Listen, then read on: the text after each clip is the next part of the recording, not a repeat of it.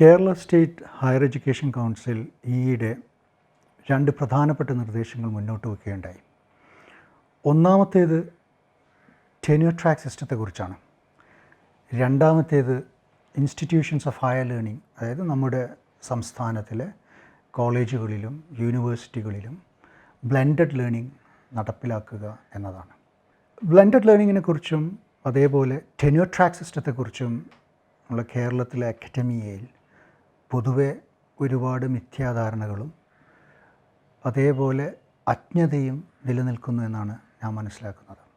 Tenure track system നിലവിൽ പതിറ്റാണ്ടുകളായി നിലനിൽക്കുന്ന പാശ്ചാത്യ നാടുകളിൽ ടെന്യൂർ ട്രാക്ക് സിസ്റ്റം കൊണ്ട് യഥാർത്ഥത്തിൽ എന്താണ് ഉദ്ദേശിക്കുന്നത്, അതെങ്ങനെ അധ്യാപകരെ ഹയർ എഡ്യൂക്കേഷൻ ഫാക്കൽറ്റിയെ ബെനഫിറ്റ് ചെയ്യും എന്നതിനെക്കുറിച്ചാണ് ഞാൻ ആദ്യം സംസാരിക്കുന്നത്. അതിനെക്കുറിച്ച് നമുക്ക് ബ്ലെൻഡഡ് ലേണിങ്ങിനെ കുറിച്ചുള്ള അതിൻ്റെ പ്രോബ്ലംസ് ആൻഡ് പ്രോസ്പെക്ട്സിനെ കുറിച്ചും നമുക്ക് സംസാരിക്കാം. ടെന്യൂർ ട്രാക്ക് സിസ്റ്റം നിലവിൽ വരുന്നത് നോർത്ത് അമേരിക്കയിലെ പ്രധാനപ്പെട്ട ഒരു രാജ്യമായ യുണൈറ്റഡ് സ്റ്റേറ്റ്സിൽ 19-ാം നൂറ്റാണ്ടിൻ്റെ ആദ്യ ഘട്ടങ്ങളിലാണ് ഈ tenure track system loosely in place നിലവിൽ വന്നത്. ആ കാലഘട്ടത്തിൽ അധ്യാപകർ അമേരിക്കൻ യൂണിവേഴ്സിറ്റിയിൽ അധ്യാപകനായി നിയമിക്കപ്പെടുന്നവർ പൊതുവെ യൂണിവേഴ്സിറ്റിയുടെ റിലീജിയസ് പൊളിറ്റിക്കൽ വ്യൂസിനെതിരെ അഭിപ്രായ പ്രകടനങ്ങൾ നടത്തുന്നത് യൂണിവേഴ്സിറ്റി അഡ്മിനിസ്ട്രേറ്റേഴ്സ് ഒരിക്കലും അംഗീകരിച്ചു കൊടുത്തിരുന്നില്ല. അതുകൊണ്ട് തന്നെ പല മികവുറ്റ അധ്യാപകർക്കും തങ്ങളുടെ ജോലി പരിപൂർണ സ്വാതന്ത്ര്യത്തോടുകൂടി ചെയ്യാൻ ഇത്തരം സർവകലാശാലകളിൽ ബുദ്ധിമുട്ടുണ്ടായി. ഈ ബുദ്ധിമുട്ടിൽ നിന്നാണ് ഒരു ടെന്യൂർ ട്രാക്ക് സിസ്റ്റം വരേണ്ടതിൻ്റെ ആവശ്യകത 19-ാം നൂറ്റാണ്ടിൻ്റെ ആദ്യ കാലഘട്ടത്തിൽ തന്നെ അമേരിക്കയിലെ പല സർവകലാശാലകളിലെയും അധ്യാപകർ ഇതിൻ്റെ ഒരു അനിവാര്യതയെ അണ്ടർലൈൻ ചെയ്തുകൊണ്ട് സംസാരിക്കാൻ തുടങ്ങിയത്. പക്ഷേ 19-ാം നൂറ്റാണ്ടിൻ്റെ ആദ്യ കാലഘട്ടത്തിലൊന്നും ഇന്ന് അമേരിക്കയിലോ അല്ലെങ്കിൽ യൂറോപ്യൻ യൂണിവേഴ്സിറ്റീസിലോ കോളേജസിലോ ഒന്നും നിലവിലുള്ള തരത്തിലുള്ള അത്ര ഒരു റൊബസ്റ്റ് ആയിട്ടുള്ള ഒരു വെൽ റൗണ്ടഡ് അല്ലെങ്കിൽ ഒരു വെൽ ഡെവലപ്ഡ് ആയിട്ടുള്ള ഒരു ടെന്യൂർ ട്രാക്ക് സിസ്റ്റം വന്നിരുന്നില്ല. 19-ാം നൂറ്റാണ്ടിൻ്റെ അവസാന കാലഘട്ടത്തിലും 20-ാം നൂറ്റാണ്ടിൻ്റെ ആദ്യ കാലഘട്ടത്തിലും ടെന്യൂർ ട്രാക്ക് സിസ്റ്റം നിലവിൽ വന്നപ്പോൾ ഒട്ടനവധി പ്രശ്നങ്ങൾ അധ്യാപകർ നേരിടേണ്ടി വന്നിട്ടുണ്ട്. അതിൽ ഒരു ഉദാഹരണം ഞാൻ പറയാം. അമേരിക്കയിലെ വിസ്കോൺസിൻ സ്റ്റേറ്റിൽ യൂണിവേഴ്സിറ്റി ഓഫ് വിസ്കോൺസിൻ എന്നൊരു യൂണിവേഴ്സിറ്റി ഉണ്ട്. 1894 യൂണിവേഴ്സിറ്റി ഓഫ് വിസ്കോൺസിനിലെ സാമ്പത്തിക ശാസ്ത്ര വിഭാഗത്തിലെ പ്രസിദ്ധനായ സാമ്പത്തിക ശാസ്ത്രജ്ഞനും പ്രസിദ്ധനായ അധ്യാപകനുമായിരുന്ന റിച്ചർഡ് എലി, അദ്ദേഹത്തിൻ്റെ അന്ന് നിലവിലുണ്ടായിരുന്ന ലേബർ പോളിസീസിനെതിരെ അദ്ദേഹം പ്രതികരിച്ചതുകൊണ്ട് വിസ്കോൺസിൻ സ്റ്റേറ്റ് ലെജിസ്ലേച്ചർ അദ്ദേഹത്തെ യൂണിവേഴ്സിറ്റിയിൽ നിന്നും പുറത്താക്കണമെന്ന് പറഞ്ഞുകൊണ്ട് യൂണിവേഴ്സിറ്റി ഗവേണിംഗ് ബോർഡിനെ സമീപിക്കുന്നത്. ഇപ്പം ഞാൻ നേരത്തെ പറഞ്ഞല്ലോ, ആ ഒരു കാലഘട്ടത്തിൽ 19-ാം നൂറ്റാണ്ടിൻ്റെ ആദ്യ കാലഘട്ടത്തിലും അതേപോലെ തന്നെ 19-ാം നൂറ്റാണ്ടിൻ്റെ ഏകദേശം അവസാന കാലഘട്ടത്തിലും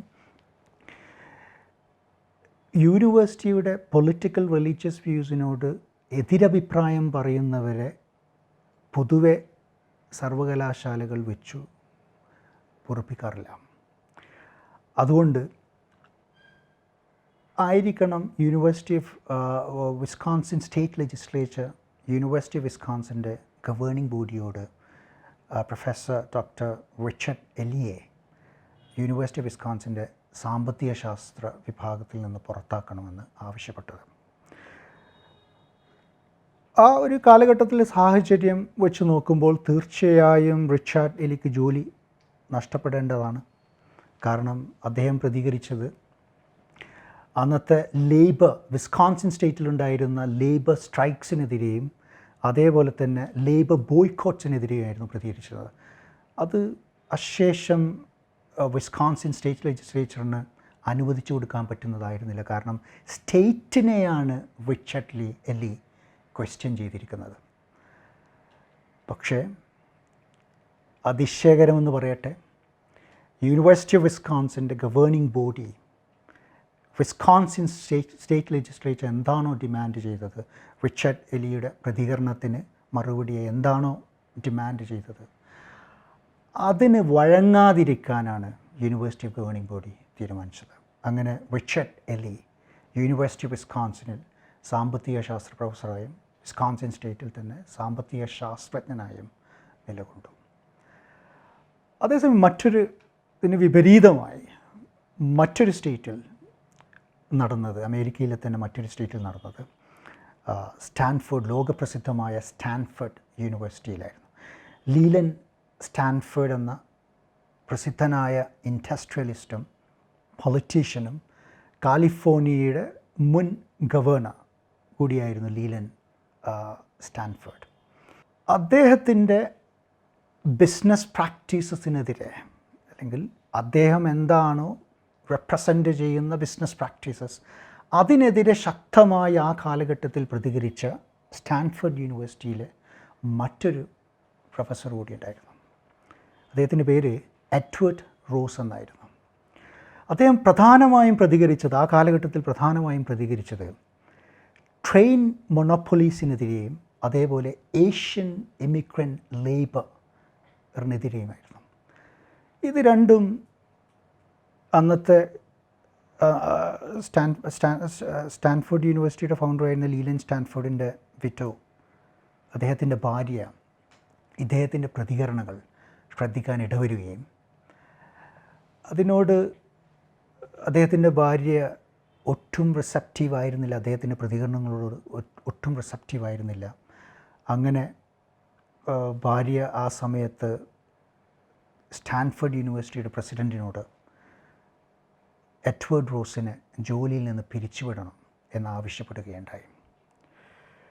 അപ്പോൾ വിസ്കോൺസിൻ സ്റ്റേറ്റ് ലെജിസ്ലേച്ചർ റിച്ചർഡ് എല്ലിയെ പിരിച്ചുവിടണമെന്ന് യൂണിവേഴ്സിറ്റി ഓഫ് വിസ്കോൺസിൻ ഗവേണിംഗ് ബോഡിയോട് ആവശ്യപ്പെട്ടപ്പോൾ യൂണിവേഴ്സിറ്റി ഗവേണിംഗ് ബോഡി അത് നിരാകരിക്കുകയാണ് ഉണ്ടായത്. പക്ഷേ നിർഭാഗ്യമെന്ന് പറയട്ടെ, സ്റ്റാൻഫോർഡ് യൂണിവേഴ്സിറ്റിയുടെ പ്രസിഡൻറ്റ്, സ്റ്റാൻഫോർഡ് യൂണിവേഴ്സിറ്റിയുടെ സ്ഥാപകൻ്റെ ഭാര്യ എഡ്വേർഡ് റോസിനെ പിരിച്ചുവിടണമെന്ന് ആവശ്യപ്പെട്ടപ്പോൾ അദ്ദേഹത്തെ പിരിച്ചുവിടാൻ മുന്നോട്ട് വരികയാണ് ചെയ്തത്.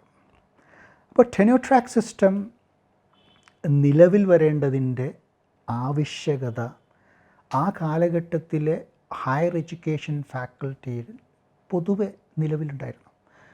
അതൊരു കൺസേൺ ആയിരുന്നു. കാരണം എത്ര മികവുറ്റ അധ്യാപകനാണെങ്കിലും നമുക്ക് ഈ അധ്യാപകർക്ക് ജോബ് സെക്യൂരിറ്റി അല്ലെങ്കിൽ ഇക്കണോമിക് സ്റ്റെബിലിറ്റി നഷ്ടപ്പെടുന്നു എന്ന ഒരു ധാരണ പൊതുവെ നമ്മുടെ അമേരിക്കൻ അക്കാഡമിയിൽ നിലവിലുണ്ടായിരുന്നു. അതുകൊണ്ട് തന്നെ ഇന്ന് നിലവിലുള്ളൊരു ടെന്യൂർ ട്രാക്ക് സിസ്റ്റം അതിൻ്റെ പരിപൂർണതയിൽ ആ കാലഘട്ടത്തിൽ എത്തിയിരുന്നില്ലെങ്കിലും അത് ഒരു വളരെ വെൽ ഡെവലപ്ഡ് ആയിട്ടുള്ളൊരു tenure track system American university അക്കാഡമിയിൽ വരേണ്ടതുണ്ട് എന്ന് അന്ന് അക്കാലഘട്ടത്തിലെ അധ്യാപകർക്ക് പൊതുവെ എല്ലാവരും എഗ്രി ചെയ്തിട്ടുള്ള ഒരു കാര്യമാണ്. പക്ഷേ നിർഭാഗ്യവശാൽ ഞാൻ നേരത്തെ പറഞ്ഞല്ലോ, 19-ാം നൂറ്റാണ്ടിൻ്റെ ഈവൻ അവസാന ഘട്ടത്തിൽ പോലും ഒരു വെൽ ഡെവലപ്ഡ് ആയിട്ടുള്ള tenure track system was not in place in United States, all across United States. പിന്നെ 1915 രണ്ട് പ്രസിദ്ധരായ അമേരിക്കൻ പ്രൊഫസേഴ്സ്, ആർതർ ലവ്ജോയും ജോൺ ഡ്യൂവിയും, ഈ രണ്ട് മികച്ച യൂണിവേഴ്സിറ്റി അധ്യാപകരാണ് ഇന്ന് അമേരിക്കയിൽ നിലനിൽക്കുന്ന അല്ലെങ്കിൽ വെസ്റ്റേൺ കൺട്രീസിൽ നിലനിൽക്കുന്ന ഒരു ടെന്യൂർ ട്രാക്ക് സിസ്റ്റത്തിന് തുടക്കം കുറിക്കുന്നത്. ഈ രണ്ട് അധ്യാപകരും അവനവൻ്റെ മേഖലകളിൽ പ്രാവീണ്യം തെളിയിച്ച ഏകദേശം 857ഓളം അമേരിക്കയിലെ യൂണിവേഴ്സിറ്റി അധ്യാപകരെ ഒരു മീറ്റിങ്ങിന് ക്ഷണിക്കുകയുണ്ടായി 1915. ഈ മീറ്റിങ്ങിൻ്റെ അവസാനമാണ് അമേരിക്കയുടെ ചരിത്രത്തിൽ ആദ്യമായി അധ്യാപകർ സംഘടിക്കാൻ തുടങ്ങുന്നത്. അധ്യാപകർക്ക് വേണ്ടി ഗവൺമെൻറ്റിൽ അധ്യാപകരുണ്ടാക്കിയ ഒരു സംഘടന നിലവിൽ വരുന്നത്. ഈ സംഘടനയുടെ പേരാണ് American association of university professors. ഈ അമേരിക്കൻ യൂണിവേഴ്സിറ്റി പ്രൊഫസേഴ്സ് കൊണ്ടുവന്ന ഒരു ആക്ടിൻ്റെ അടിസ്ഥാനത്തിലാണ് ടെന്യൂർ ട്രാക്ക് സിസ്റ്റം 1915 അമേരിക്കയിൽ ആദ്യമായിട്ട് നിലവിൽ വരുന്നത്. ഈ മീറ്റിങ്ങിൻ്റെ അവസാനം 1915 ആദർ ലവ്ജോയും ജോൺ ഡ്യൂവിയും സംഘടിപ്പിച്ച 857ഓളം അധ്യാപകരുടെ മീറ്റിങ്ങിൽ ഏകദേശം 650, അവർ 857 പേരെ ക്ഷണിച്ചെങ്കിലും 650 പേരാണ് ഈ മീറ്റിങ്ങിൽ പങ്കെടുത്തത്. അവർ യുനാനിമസായി തീരുമാനിക്കുകയായിരുന്നു നമ്മുടെ റൈറ്റ്സ്, അക്കാഡമിക് ഫ്രീഡം പ്രൊട്ടക്റ്റ് ചെയ്യപ്പെടേണ്ടതുണ്ട്. അപ്പോൾ അവർ കൊണ്ടുവന്ന ഒരു ഡിക്ലറേഷനാണ് ഈ American association of university professors കൊണ്ടുവന്ന ഒരു ഡിക്ലറേഷനാണ് പിന്നീട് അക്കാഡമിക് ഫ്രീഡത്തിനും ടെന്യൂർ ട്രാക്ക് സിസ്റ്റത്തിനും ഒരു തുടക്കം കുറിച്ചുകൊണ്ടുള്ള ഒരു സംഭവമായി മാറിയത്. The declaration of academic principles and tenure എന്നാണ് ഈ ഡോക്യുമെൻറ്റിൻ്റെ പേര്, ടൈറ്റിൽ. ഇത് 1915 പ്രസിദ്ധീകരിക്കുകയും അന്ന് ഈ declaration of academic principles and ടെന്യൂറിൽ അവർ അഭിപ്രായപ്പെട്ടത് ഒരു അധ്യാപകൻ അസിസ്റ്റൻറ്റ് പ്രൊഫസർ പൊസിഷനിൽ അപ്പോയിൻറ്റ് ചെയ്യപ്പെടുമ്പോൾ 10 വർഷത്തെ പ്രൊബേഷണറി പീരീഡ് കംപ്ലീറ്റ് ചെയ്തതിന് ശേഷം മാത്രമേ യൂണിവേഴ്സിറ്റി അഡ്മിനിസ്ട്രേറ്റേഴ്സ് ഒരു അധ്യാപകനെ ടെന്യൂർ കൺസിഡർ ചെയ്യാൻ പാടുള്ളൂ. അല്ലെങ്കിൽ ടെന്യൂർ റിസീവ് ചെയ്യണമെങ്കിൽ, ടെന്യൂർ ഫാക്കൽറ്റി ആവണമെങ്കിൽ 10 വർഷത്തെ പ്രൊബേഷണറി പീരീഡ് ഈ അധ്യാപകർ കംപ്ലീറ്റ് ചെയ്യണം. അതിന് പിന്നീട് മാറ്റം വന്നത് ഈ അമേരിക്കൻ അസോസിയേഷൻ ഓഫ് യൂണിവേഴ്സിറ്റി പ്രൊഫസേഴ്സിന് ഈ ഡിക്ലറേഷൻ അമെൻഡ് ചെയ്യുകയും 1940 15 ഈ ഡിക്ലറേഷൻ പബ്ലിഷ് ചെയ്യുന്നത്. വർഷങ്ങൾക്ക് ശേഷം 1940 ഈ പ്രൊബേഷണറി പീരീഡ് 10 വർഷത്തിൽ നിന്ന് 7 വർഷമായിട്ട് ചുരുക്കുന്നത്. ഇന്ന് നിങ്ങൾ ലോകത്തിലെ പ്രസിദ്ധമായ ഏത് യൂണിവേഴ്സിറ്റി, വെസ്റ്റ് എന്നില്ല, ഈസ്റ്റ് ആവട്ടെ വെസ്റ്റ് ആവട്ടെ, എല്ലാ യൂണിവേഴ്സിറ്റികളിലും മിനിമം ഒരു അസിസ്റ്റൻറ്റ് പ്രൊഫസറിന് അസോസിയേറ്റ് പ്രൊഫസർഷിപ്പ് ലഭിക്കാൻ അല്ലെങ്കിൽ ടെന്യൂവേർഡ് ആകാൻ കാത്തിരിക്കേണ്ടത് മിനിമം 6 തൊട്ട് 7 വർഷം വരെയാണ്. ഏറ്റവും മികവുറ്റ അധ്യാപകരാണെങ്കിൽ എക്സെപ്ഷണൽ കേസസിൽ അവർ ചെയ്യുന്നത് വളരെ അവനവൻ്റെ ഗവേഷണ മേഖലകളിൽ ലോകപ്രസിദ്ധമായ പ്രബന്ധങ്ങളും, അതായത് നമ്മൾ മാഗ്നം ഓപ്പസ് വർക്ക്സ് എക്സലൻസ് എന്നൊക്കെ പറയില്ലേ, അപ്പോൾ അത്തരത്തിലുള്ള ഏറ്റവും മികവുറ്റ ഇൻ്റർനാഷണലി അക്ലെയിംഡ് ആയിട്ടുള്ള ജേർണലുകളിലൊക്കെ, ഫോർ എക്സാമ്പിൾ സയൻസ്, നേച്ചർ, ഇത്തരത്തിലുള്ള ജേർണലുകളിലൊക്കെ പ്രസിദ്ധീകരിച്ച അഗ്രഗണ്യരായിട്ടുള്ള അധ്യാപകരെ ഈ 6 വർഷം എന്നുള്ളത് ഒരു എക്സെപ്ഷൻ, 3-4 വർഷം കൊണ്ട് ടെന്യൂവേർഡ് ആവാനുള്ള സാധ്യതയും ഇത്തരത്തിലുള്ള മികവുറ്റ ഈസ്റ്റിലും വെസ്റ്റിലും, കാരണം ടോപ്പ് 100-200 യൂണിവേഴ്സിറ്റീസ് നമ്മൾ നോക്കുകയാണെങ്കിൽ ഈ ടോപ്പ് 200 യൂണിവേഴ്സിറ്റീസിൽ മിക്കവാറും യൂണിവേഴ്സിറ്റീസ് നോർത്ത് അമേരിക്കയിലാണ്, പ്രത്യേകിച്ച് അമേരിക്കയിലാണ്. അല്പം യൂണിവേഴ്സിറ്റീസ് കാനഡയിലുണ്ട്, പിന്നെ UK യുണൈറ്റഡ് കിങ്ഡമിലാണ് ബാക്കിയുള്ള ഏറ്റവും പ്രസിദ്ധി ആർജിച്ചിട്ടുള്ള റാങ്കിങ്ങിൽ ലീഗ് ഓഫ് ടേബിൾസിൽ മുന്നിൽ നിൽക്കുന്ന യൂണിവേഴ്സിറ്റീസുള്ളത്. അതേസമയം ഈസ്റ്റിലേക്ക് വരികയാണെങ്കിൽ ഏറ്റവും കൂടുതൽ മികവുറ്റ യൂണിവേഴ്സിറ്റീസ് ഉള്ളത് സിംഗപ്പൂർ, ഹോങ്കോങ്, തായ്വാൻ, മക്കാവോ, അതേപോലെ ചൈനയിലുമുണ്ട് ഒരുപാട് ഈ 100-200 ടോപ്പ് യൂണിവേഴ്സിറ്റീസിൽ ഇടം പിടിച്ചിട്ടുള്ള സർവകലാശാലകൾ. അപ്പോൾ ഈ പറഞ്ഞ സർവകലാശാലകളിലെല്ലാം പാശ്ചാത്യ നാടുകളിലാവട്ടെ, നമ്മളെ സൗത്ത് ഈസ്റ്റ് ഏഷ്യൻ കൺട്രീസിലാവട്ടെ, ഇവിടെയൊക്കെ നാം മിനിമം 6 വർഷമെങ്കിലും ഒരു അധ്യാപകൻ, കോളേജ് യൂണിവേഴ്സിറ്റി അധ്യാപകൻ കാത്തിരുന്നെങ്കിൽ മാത്രമേ ടെന്യൂർഡ് ആവുന്നുള്ളൂ. നമ്മുടെ നാട്ടിൽ പൊതുവെ ഉപയോഗിക്കുന്നൊരു വാക്കാണ് പെർമനൻ്റായി, ജോലിയിൽ പെർമനൻ്റായി എന്ന് പറയാറുണ്ട്. അപ്പോൾ സ്ഥിരപ്പെടണമെങ്കിൽ, ജോലിയിൽ സ്ഥിരപ്പെടണമെങ്കിൽ 6 വർഷമെങ്കിലും കാത്തിരിക്കണം. ഇതാണ് ടെന്യൂർ ട്രാക്ക് സിസ്റ്റത്തിൻ്റെ ഒരു ഹിസ്റ്ററി. അപ്പോൾ ഞാൻ നേരത്തെ പറഞ്ഞതുപോലെ അമേരിക്കയിലെ അധ്യാപകർക്ക് അസംതൃപ്തി ഉണ്ടായിരുന്നു, അവർക്ക് അക്കാഡമിക് ഫ്രീഡം ഉണ്ടായിരുന്നില്ല, ജോബ് സെക്യൂരിറ്റി ഉണ്ടായിരുന്നില്ല, ഇക്കണോമിക് സ്റ്റെബിലിറ്റി ഉണ്ടായിരുന്നില്ല. ഈ മിക്കവാറും അധ്യാപകർ അമേരിക്കയിൽ നിന്നല്ല ഡോക്ടറേറ്റ് എടുത്തത്, അവർ യൂറോപ്യൻ യൂണിവേഴ്സിറ്റീസിലായിരുന്നു പഠിച്ചിരുന്നത്. അപ്പോൾ യൂറോപ്യൻ യൂണിവേഴ്സിറ്റീസിൽ, അമേരിക്കൻ യൂണിവേഴ്സിറ്റീസിലുണ്ടായിരുന്നതിനേക്കാൾ അക്കാഡമിക് ഫ്രീഡം ഉണ്ടായിരുന്നു. ഈ അക്കാഡമിക് ഫ്രീഡം പെട്ടെന്നൊരു അധ്യാപകൻ, അമേരിക്കയിലൊരു യൂണിവേഴ്സിറ്റിയിൽ അധ്യാപകനാകുമ്പോൾ ഈ ഒരു ഫ്രീഡം നഷ്ടപ്പെടുമ്പോഴാണ് ഈ അധ്യാപകർ സംഘടിക്കാനും, പക്ഷേ അത് അങ്ങനെ ഒരു സംഘടനാ രൂപത്തിലേക്ക് വരാൻ വർഷങ്ങളെടുത്തു എന്നുള്ളത് വേറെ കാര്യം. പക്ഷേ അത് അവരുടെ അഡ്വാൻറ്റേജിന് വേണ്ടിയായിരുന്നു, അവർ അവരുടെ റൈറ്റ്സിന് വേണ്ടിയായിരുന്നു പൊരുതിയത്. പക്ഷേ നിങ്ങൾ അതേസമയം തന്നെ അമേരിക്കയിൽ 1915, 1940 ഇത് ഡിക്ലറേഷൻ അമെൻഡ് ചെയ്യുന്നു, പ്രൊബേഷണറി പീരീഡ് 10 വർഷത്തിൽ നിന്ന് 7 വർഷമായിട്ട് ചുരുക്കുന്നു.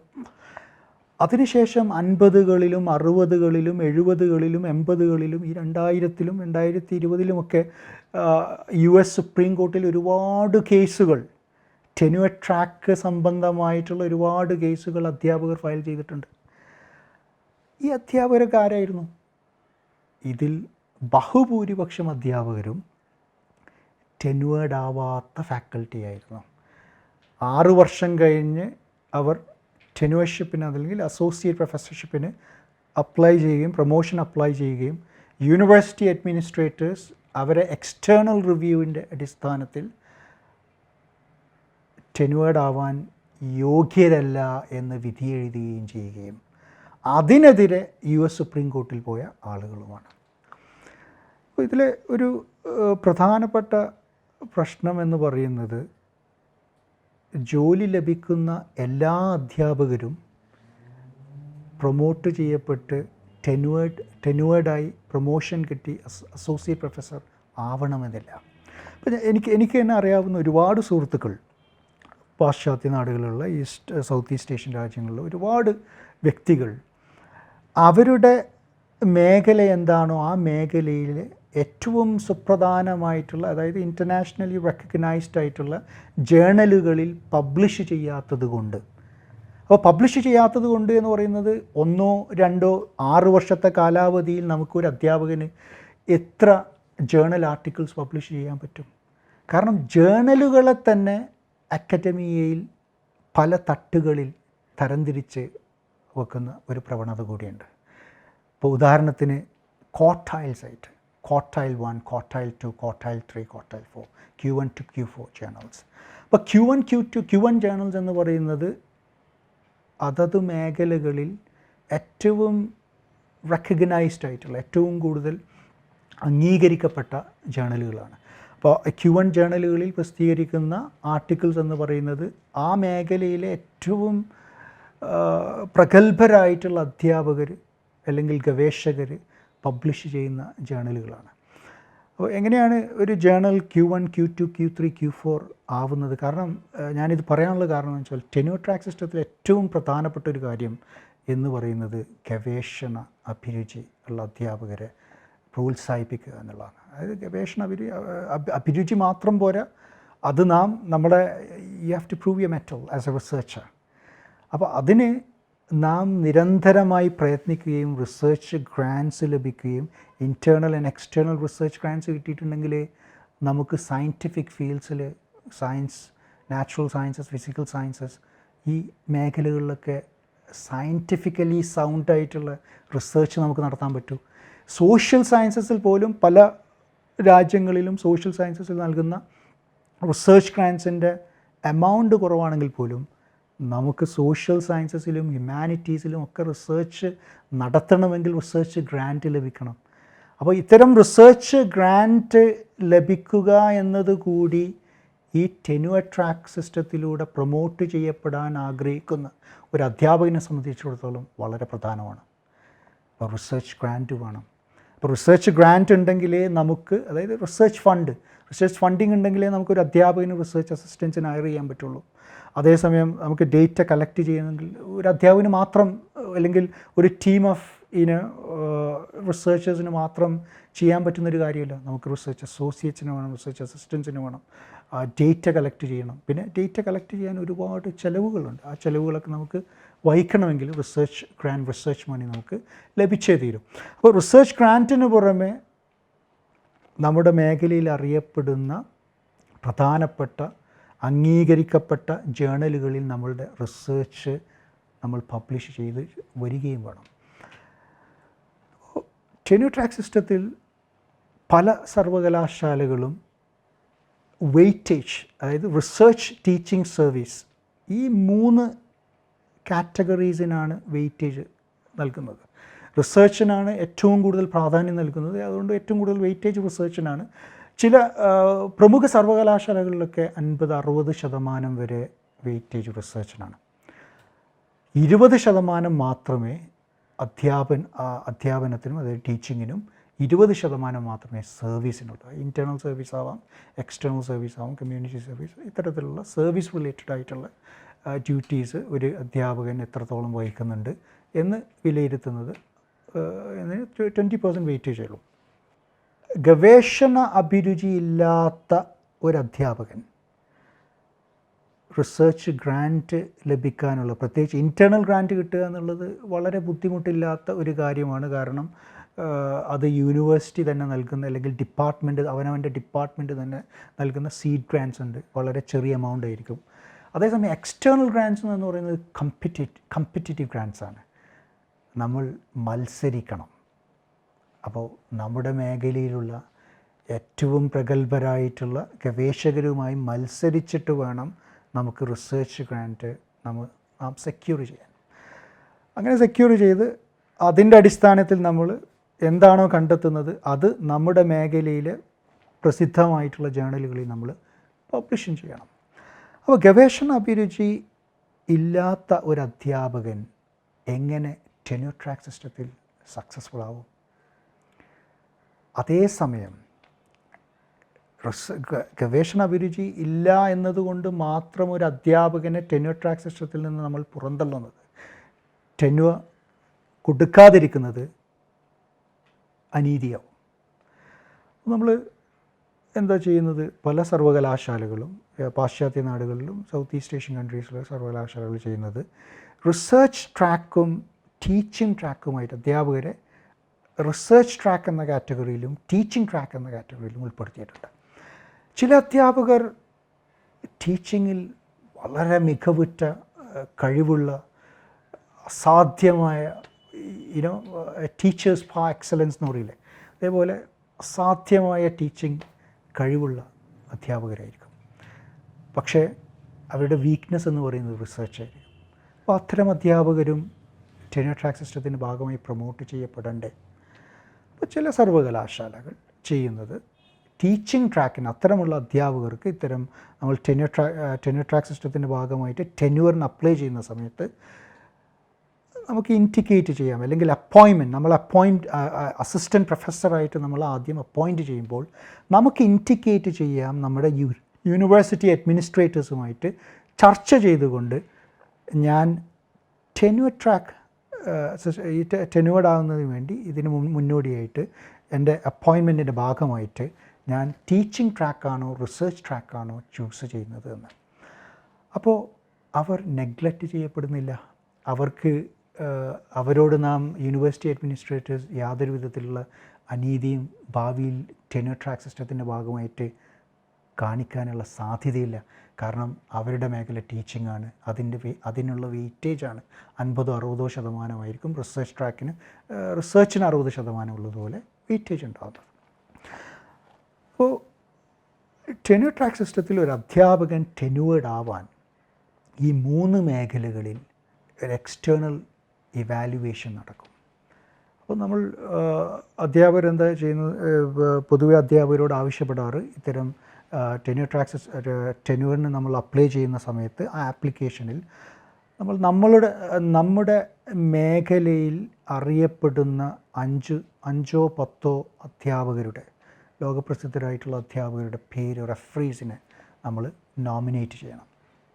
അത് നമ്മൾ അക്കാഡമിക് ടീമും ഡിവിഷണൽ ഹെഡും ഡിപ്പാർട്ട്മെൻറ്റൽ ഹെഡും വൈസ് ചാൻസലർ ഉണ്ടെങ്കിൽ വൈസ് ചാൻസലർ, യൂണിവേഴ്സിറ്റി അഡ്മിനിസ്ട്രേറ്റേഴ്സൊക്കെ നമ്മുടെ ആപ്ലിക്കേഷൻ ഇവാലുവേറ്റ് ചെയ്തതിന് ശേഷം അവരും ഇത്തരത്തിലുള്ള ആഗോള പ്രസിദ്ധി നേടിയിട്ടുള്ള നമ്മുടെ മേഖലയിലുള്ള റെഫറീസിൻ്റെ പേര് സജസ്റ്റ് ചെയ്യുന്നു.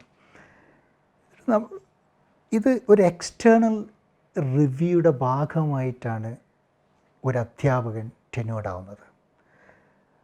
യൂണിവേഴ്സിറ്റി അഡ്മിനിസ്ട്രേറ്റേഴ്സോ അല്ലെങ്കിൽ ഞാൻ പറയുന്ന നമ്മളെ ഡിപ്പാർട്ട്മെൻറ്റൽ ഹെഡോ അക്കാഡമിക് ഡീനോ അല്ലെങ്കിൽ വൈസ് ചാൻസലറോ ഇവരൊന്നുമല്ല തീരുമാനിക്കുന്നത് ഈ അപ്ലൈ ചെയ്തിരിക്കുന്ന അസോസിയേറ്റ് പ്രൊഫസർ പൊസിഷന് അപ്ലൈ അല്ലെങ്കിൽ ടെന്യൂർ ലഭിക്കാൻ അപ്ലൈ ചെയ്തിരിക്കുന്ന ഒരു അധ്യാപകന് നാം പ്രൊമോഷൻ കൊടുക്കണോ വേണ്ടേന്ന് അത് തീരുമാനിക്കുന്നത് ഇൻഡിപെൻഡൻ്റ് ആയിട്ടുള്ള എക്സ്റ്റേണൽ റെഫറീസാണ്. അപ്പോൾ അവിടെ ഇത്തരത്തിലുള്ള ഇടപെടലുകളൊന്നും വരാൻ സാധ്യതയില്ല. അക്കൗണ്ടബിൾ ആയിരിക്കണം, ട്രാൻസ്പാരൻ്റ് ആയിരിക്കണം.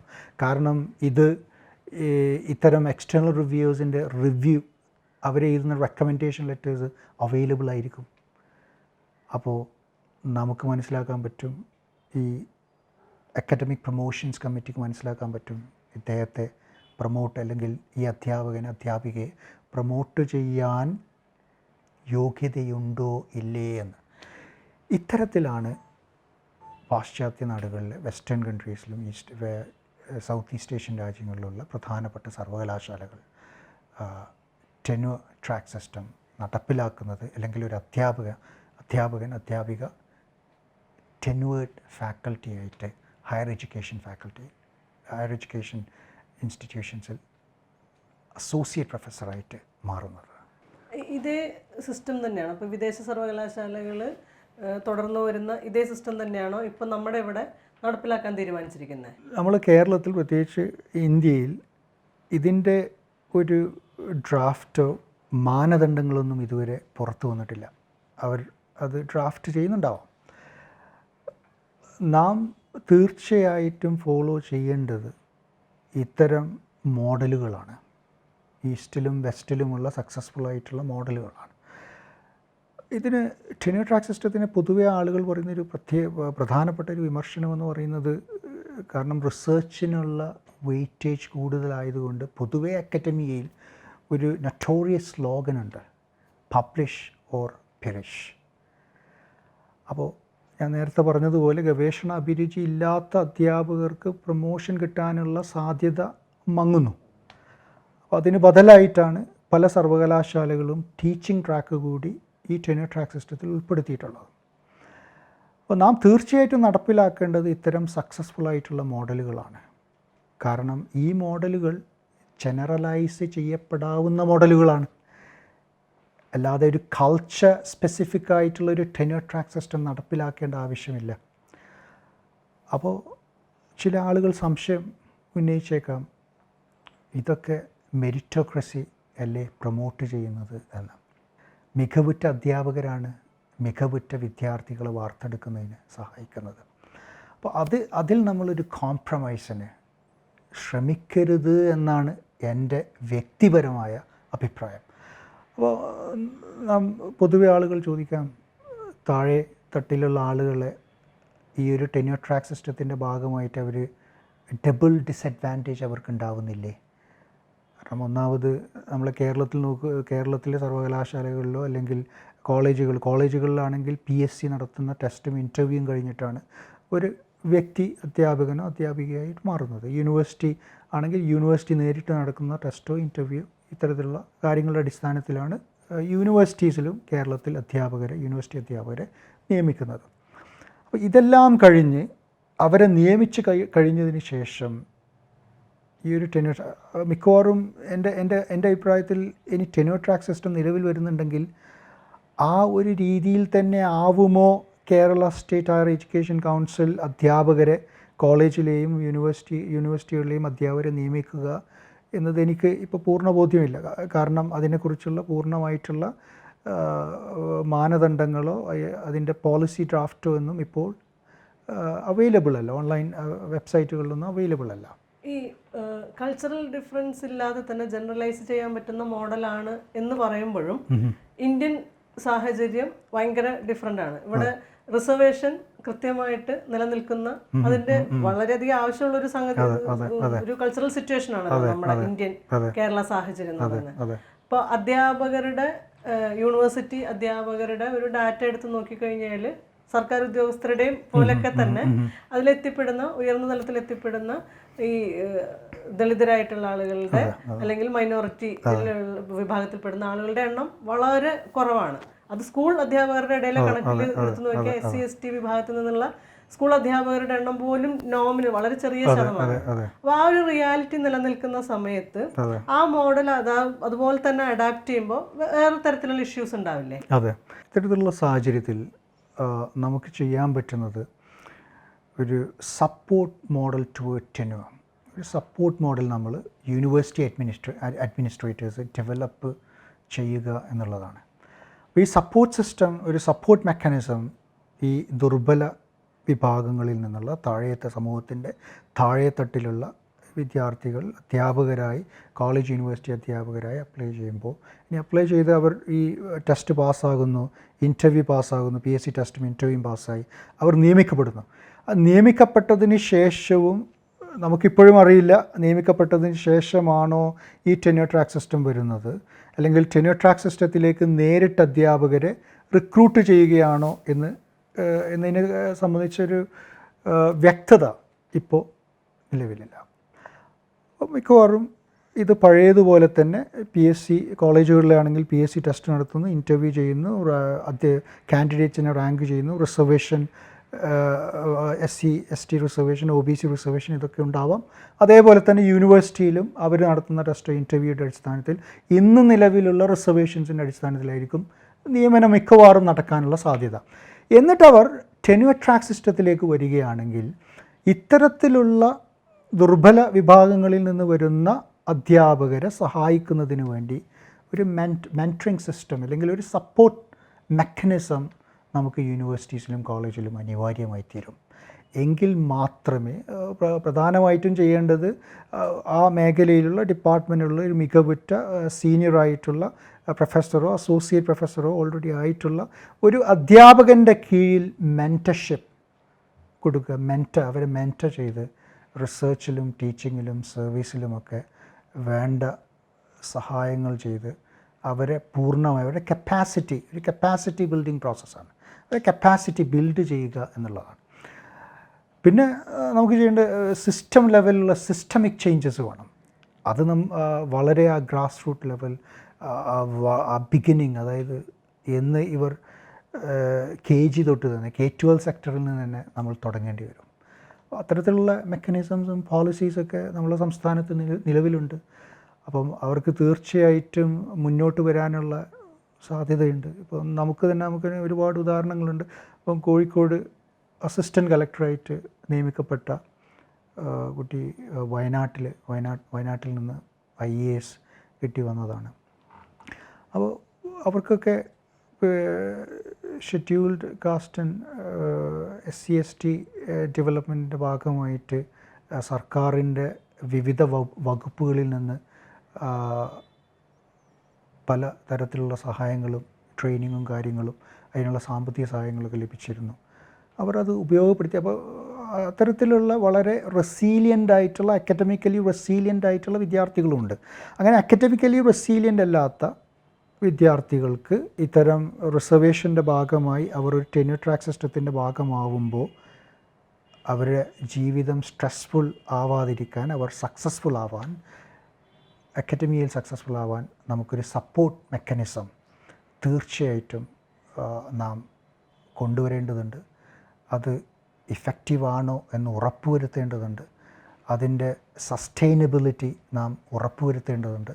എങ്കിൽ മാത്രമേ അത്തരം താഴെത്തട്ടിലുള്ള ദുർബല വിഭാഗങ്ങളിൽപ്പെടുന്ന അധ്യാപകരായി കോളേജുകളിലും സർവകലാശാലകളിലും നിയമിക്കപ്പെടുന്ന അവർക്ക് ഈ ടെന്യൂർ ട്രാക്ക് സിസ്റ്റത്തിൻ്റെ ഭാഗമായി ടെന്യൂർഡ് ഫാക്കൽറ്റിയായി മാറാൻ പറ്റുകയുള്ളൂ.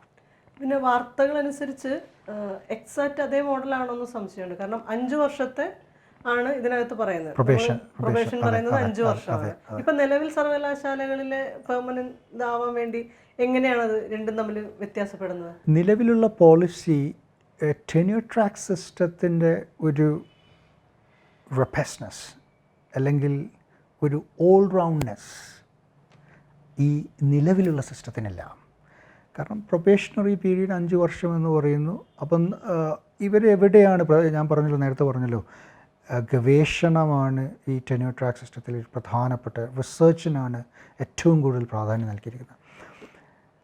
ഞാൻ തന്നെ അറിയുന്ന എൻ്റെ സുഹൃത്തുക്കൾ, കേരളത്തിലെ സുഹൃത്തുക്കൾ, അധ്യാപക സുഹൃത്തുക്കൾ, അവർ പബ്ലിഷ് ചെയ്യുന്ന ജേണലുകളൊന്നും അന്താരാഷ്ട്ര നിലവാരമുള്ള ജേണലുകളല്ല. UGC തന്നെ, എനിക്ക് തന്നെ എൻ്റെ സ്പാം ഇൻബോക്സിൽ എനിക്ക് കിട്ടാറുണ്ട് ഒരുപാട് ജേണലുകളുടെ പരസ്യങ്ങൾ. അവയിലൊക്കെ മുകൾ വശത്ത് നല്ല വെണ്ടക്കാക്ഷരത്തിൽ എഴുതിയിരിക്കുന്നത് UGC റെക്കഗ്നൈസ്ഡ് ജേണൽ എന്നാണ്. ഞാൻ പലപ്പോഴും ഇത്തരം ജേണലുകൾ ആ ലിങ്കിൽ ക്ലിക്ക് ചെയ്യുമ്പോൾ ആ ജേണലുകളിൽ പബ്ലിഷ് ചെയ്ത പേപ്പേഴ്സ് വായിക്കുമ്പോൾ എങ്ങനെ UGC ഇത്തരം ജേണലുകളെ റെക്കഗ്നൈസ് ചെയ്തു എന്ന് അതിശയപ്പെടാറുണ്ട്. അപ്പോൾ ടെന്യൂർ ട്രാക്ക് സിസ്റ്റത്തിൻ്റെ വെസ്റ്റേൺ യൂണിവേഴ്സിറ്റീസിലും അതേപോലെ ഈസ്റ്റേൺ യൂണിവേഴ്സിറ്റീസിലുമുള്ള ടെന്യൂർ ട്രാക്ക് സിസ്റ്റം എന്ന് പറയുന്നത് വളരെ ഗവേഷണം എന്ന് പറയുന്ന ഒരു സീരിയസ് ബിസിനസ്സാണ്. നമ്മെപ്പോലെ അത്ര നിസ്സാരമായിട്ട് കാണുന്ന ഒന്നല്ല. ഇപ്പോൾ ഉദാഹരണത്തിന് ഒരു ചരിത്ര അധ്യാപകന് മാതൃഭൂമി ആഴ്ചപ്പതിപ്പിലോ ഭാഷാഭൂഷണിയിലോ ഒക്കെ പ്രസിദ്ധപ്പെടുത്തുന്ന ലേഖനങ്ങളുടെ അടിസ്ഥാനത്തിൽ അസോസിയേറ്റ് പ്രൊഫസർഷിപ്പിന് ഇവിടെ ഇന്ന് നിലവിലുള്ള സംവിധാന പ്രകാരം അപ്ലൈ ചെയ്യാം. പക്ഷേ ടെന്യൂർ ട്രാക്ക് സിസ്റ്റം എന്ന് പറയുന്നത് അതിൽ നിന്ന് വിഭിന്നമാണ്. ചരിത്രാധ്യാപകൻ തൻ്റെ പ്രധാനപ്പെട്ട വർക്ക്സ് പബ്ലിഷ് ചെയ്യേണ്ടത് ചരിത്ര മേഖലയിലെ പ്രധാനപ്പെട്ട ലോകം അംഗീകരിക്കുന്ന ആ മേഖലയിൽ പ്രവർത്തിക്കുന്ന അധ്യാപകർ റെക്കഗ്നൈസ്ഡ് ആയിട്ടുള്ള ഇൻ്റർനാഷണലി അക്ലെയിംഡ് ആയിട്ടുള്ള ജേണലുകളിലാണ് പബ്ലിഷ് ചെയ്യേണ്ടത്. അത് ടെന്യൂർ ട്രാക്ക് സിസ്റ്റത്തിൽ അത്തരത്തിലുള്ള പബ്ലിക്കേഷൻസിന് മാത്രമേ വെയിറ്റേജ് കിട്ടുള്ളൂ.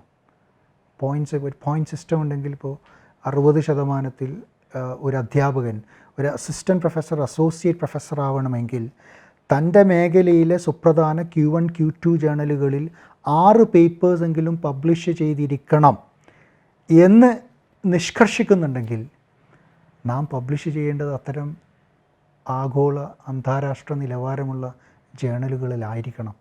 അല്ലാതെ മാതൃഭൂമി ആഴ്ചപ്പതിപ്പിലോ ഭാഷാഭൂഷണിയിലോ മാധ്യമം വാരികയിലോ ഒന്നും പ്രസിദ്ധീകരിച്ച ലേഖനങ്ങൾക്ക് ഒരാൾ ഞാൻ പറയുന്നത് മലയാളം ഐച്ഛിക വിഷയമായി പഠിച്ച അധ്യാപകനായ ഒരാളെക്കുറിച്ചല്ല പറയുന്നത്. അത് മാതൃഭൂമിയിലോ ഭാഷാഭൂഷണിയിലോ ഒക്കെ കാരണം അവരുടെ ഔട്ട്ലെറ്റ്സ്, പബ്ലിക്കേഷൻ ഔട്ട്ലെറ്റ്സ് എന്ന് പറയുന്നത് അതാണ് പ്രധാനമായിട്ട്. കാരണം മലയാളത്തിൽ അങ്ങനെ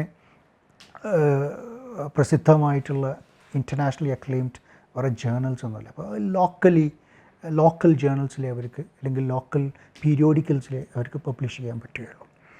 അപ്പോൾ എന്തിനേറെ സാമ്പത്തിക സാമൂഹ്യ ശാസ്ത്ര വിഷയങ്ങളിൽ ഗവേഷണം ചെയ്യുന്ന വ്യക്തികൾ ഇന്ത്യയിൽ പൊതുവെ പബ്ലിഷ് ചെയ്യുന്ന വളരെ ഗൗരവത്തോടുകൂടി കാണുന്ന ഒരു ജേണലാണ് economic and political weekly, EPW.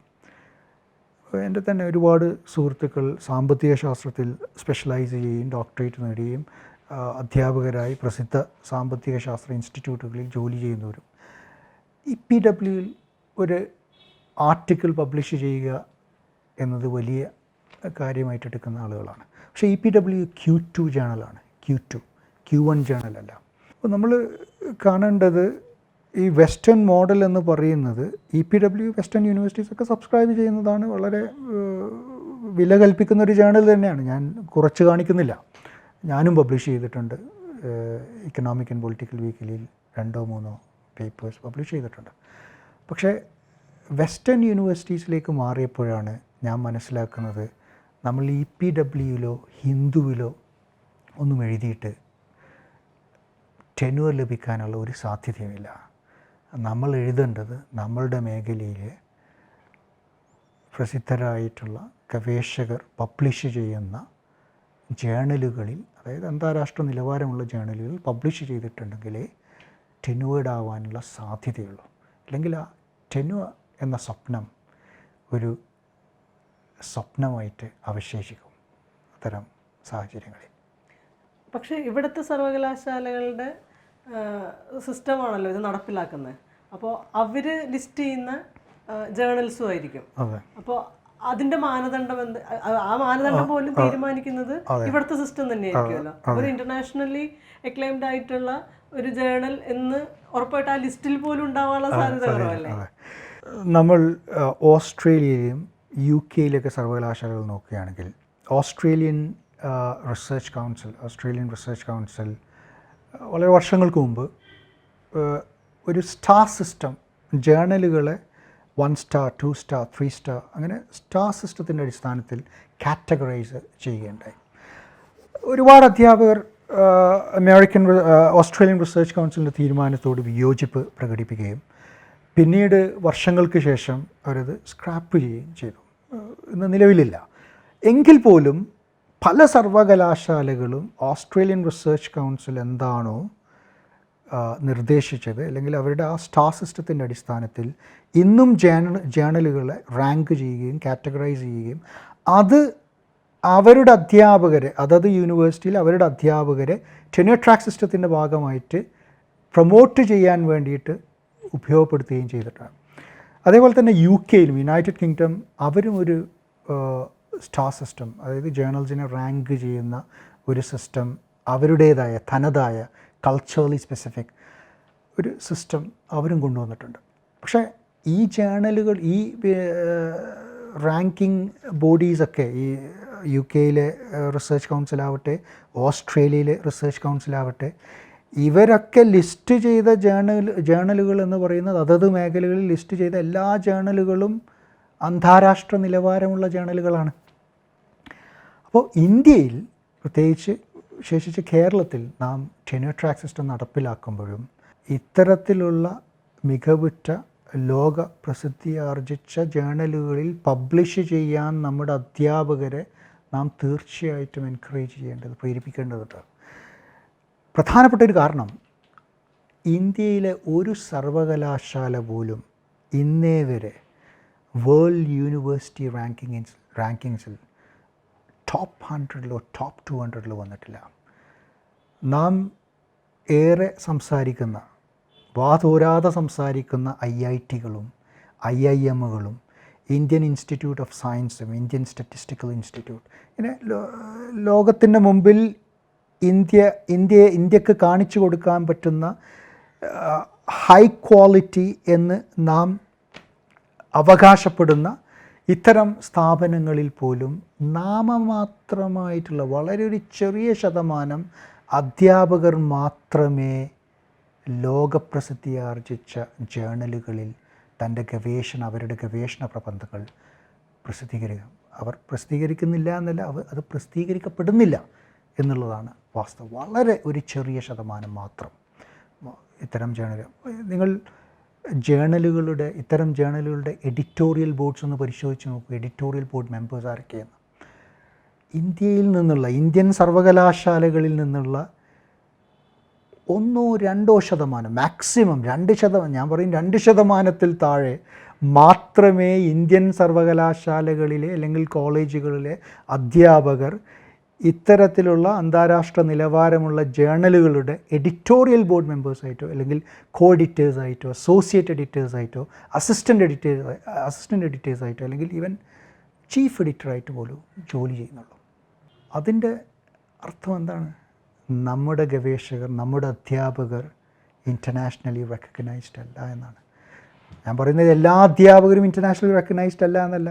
ലോകപ്രസിദ്ധി ആർജിച്ചിട്ട് ഒരുപാട് അധ്യാപകർ, ഗവേഷകർ ഇന്ത്യയിൽ നിന്നുണ്ടായിട്ടുണ്ട്.